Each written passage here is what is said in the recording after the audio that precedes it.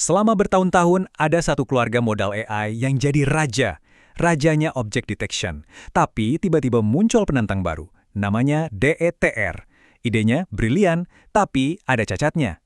Nah, inilah kisah revolusinya. Oke, jadi begini alur pembahasannya. Kita mulai dulu dari pemain lama yang dominan. Terus, kita kenalan sama ide revolusioner yang mengubah segalanya.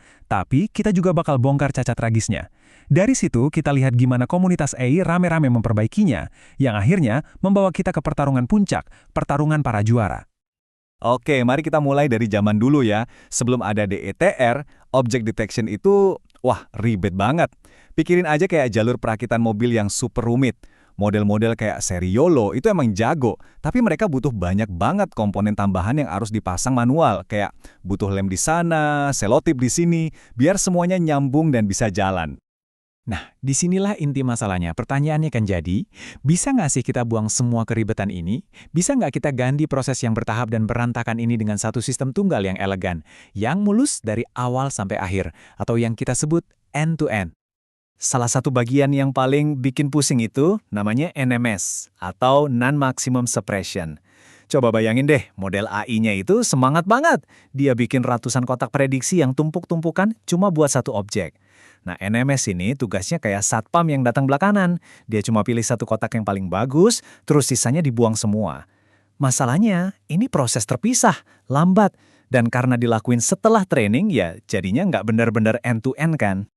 Sampai akhirnya, di tahun 2020, para peneliti dari Facebook AI ngedrop bom. Mereka merilis DETR, singkatan dari Detection Transformer. Dan idenya ini gila, radikal banget.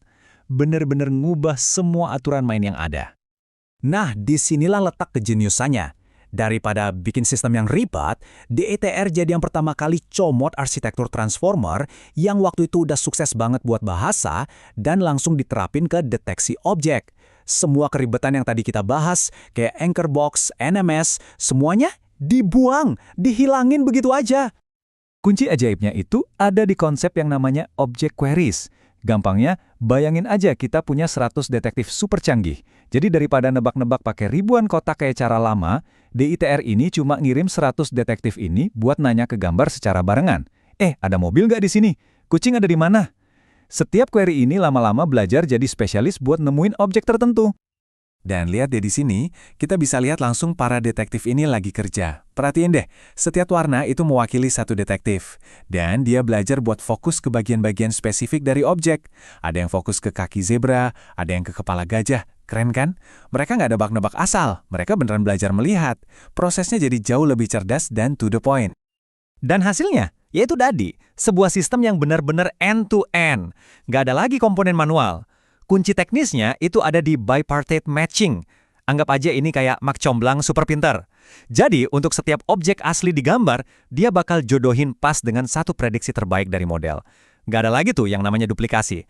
Satu objek, satu prediksi. Simple. Tapi, kayak di cerita-cerita bagus, ide yang brilian ini ternyata punya satu cacat tragis. Di balik keanggunannya, DETR versi pertama itu punya beberapa kelemahan fatal. Saking fatalnya, hampir aja bikin proyek ini gagal total. Jadi, masalahnya ada 3. 1, trainingnya super duper lambat, butuh ratusan epoch, lama banget. 2, dia jelek banget kalau disuruh deteksi objek-objek kecil. Dan 3, boros komputasi, minta resource gede banget. Jadi ya, di TER ini emang elegan tapi ndak praktis sama sekali. Nah, disinilah perjuangannya dimulai. Tapi untungnya, komunitas riset AI itu nggak gampang nyerah. Mereka lihat ada potensi besar di balik ide DETR ini. Jadi mereka rame-rame mulai kerja, ngeluarin paper-paper inovatif buat nambal setiap kelemahan DETR, satu demi satu. Oke, masalah pertama yang harus diberesin, kecepatan dan borosnya komputasi. Biang keroknya itu mekanisme attention di dalam transformer. Dia punya masalah yang namanya kompleksitas kuadratik. Gampangnya gini, kalau resolusi gambarnya kita naikin 2 kali lipat, beban kerjanya bukan jadi 2 kali lipat, tapi jadi 4 kali lipat. Kebayangkan borosnya? Ini yang bikin dia lemot banget. Terobosannya datang dari paper Deformable DETR. Idenya jenius banget. Daripada modelnya disuruh liatin setiap pixel di gambar, gimana kalau kita ajarin dia buat fokus cuma ke beberapa titik-titik kunci yang paling penting aja? Nah, mekanisme sparse attention atau atensi yang jarang-jarang ini langsung motong beban komputasi secara drastis. Hasilnya, jauh lebih cepat dan jadi lebih jago juga buat deteksi objek kecil. Oke, satu masalah beres, kecepatan udah di-fix. Tapi, masih ada masalah kedua, trainingnya yang lama banget itu. Setelah diselidiki, ternyata proses mak comblang atau bipartite matching tadi itu suka galau di awal-awal training. Jadi modelnya bingung. Makanya belajarnya jadi lambat. Solusinya muncul dari DNDTR dengan trik training yang cerdik banget. Idenya gini, gimana kalau kita kasih modelnya kunci jawaban, yaitu lokasi kotak objek yang benar, tapi kita kasih sedikit noise atau gangguan. Jadi kotaknya agak geser-geser dikit. Terus tugas modelnya jadi simple, benerin lagi kotak yang kena noise itu. Nah, karena tugasnya jadi lebih gampang, proses trainingnya jadi stabil dari awal. Hasilnya, konvergensi bisa 10 kali lebih cepat. Luar biasa! Dan kalau kita lihat timeline ini, kelihatan banget kan evolusi di ITR yang luar biasa. Cuma dalam beberapa tahun loh, dari ide awal yang brilian, tapi cacat di tahun 2020, setiap tahunnya muncul terobosan baru yang saling menyempurnakan. Satu persatu, semua kelemahan di ITR diubah jadi kekuatan. Dan semua perjalanan ini membawa kita ke puncaknya, ke pertarungan utamanya, RT-DTR. Inilah momen di mana semua inovasi tadi digabung jadi satu, menciptakan sebuah model yang akhirnya siap menantang sang juara bertahan, yaitu YOLO, di kandangnya sendiri, arena deteksi real-time. Jadi apa rahasianya RT-DTR? Dia ini didesain ulang dari nol khusus buat ngejar kecepatan. Dia pakai encoder hibrid yang cerdas banget buat proses fitur gambar secara efisien.